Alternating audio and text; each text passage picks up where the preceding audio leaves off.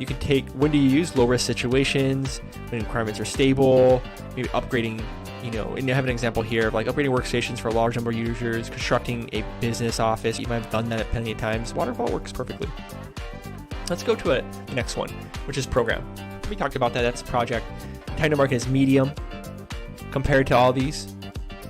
And really it gives you to organize a bunch of teams in a large fashion. You could think of this and you could see here that actually these sub-teams pick their way of working.